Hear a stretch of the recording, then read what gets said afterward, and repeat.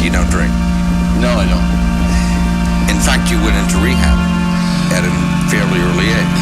That's what I thought. Yeah, I did. I went, I got sober, I was 22. So this was drugs or alcohol or both? Yeah, it's all that stuff, yeah. Everything I can get my hands on. Yeah, I liked it all, yeah. And why did you decide to stop? You get panicked.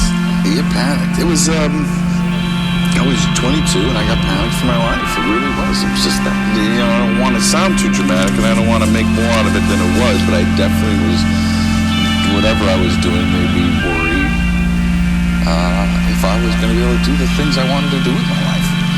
And I was putting myself in situations, predicaments that were dangerous. And now I think about it, I was so young, I was 22 at the time, but I do remember thinking, there's things I want to do. There's things I want to do, and I'm not going to do them. If I keep doing this, it's not going to happen.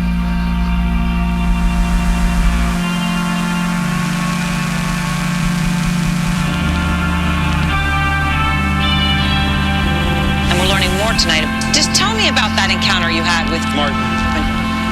Always ebullient. He was always upbeat. He was always a very likable guy. You could always ask a great question, and he'd answer it with a funny grin on his face. And we sort of all loved him. But there was sort of a buzz that was going around this time around at the late night party. He wasn't quite right, and none of us could really put our finger on it. In the fact that he just was sort of rambling with his answers and such. And then I bumped into him at one of the late night parties, and I didn't even know who he was, and I'd met him several times before. He certainly didn't know who I was, but he had a floppy hat on, and he looked a little disheveled. Right. We have a litany of abuse, of weirdness, of incest, and all of that. And he asks her questions that the master asks him earlier on. What is your name? What is your name? And then it ends with, "You think this is your only life?" Yeah. Yeah. And then, and you are the brave. He says, you are the bravest girl I've ever met, or the most courageous girl. And you say exactly the same thing to Black Phoenix. And there's this moment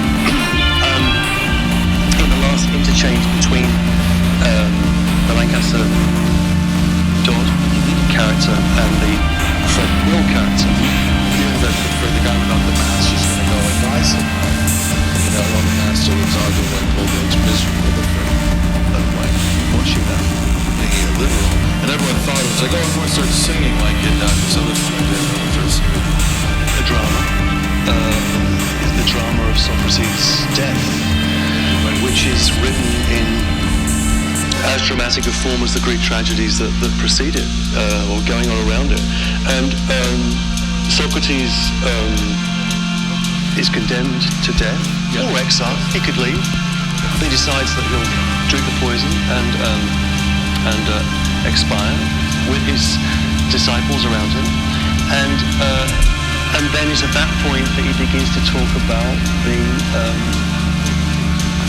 philosophy. The philosopher is half dead, right? The philosopher is already is the person who has an acute consciousness of their moment, their finitude, and doesn't flee or evade that, but finds some affirmation in relationship to it.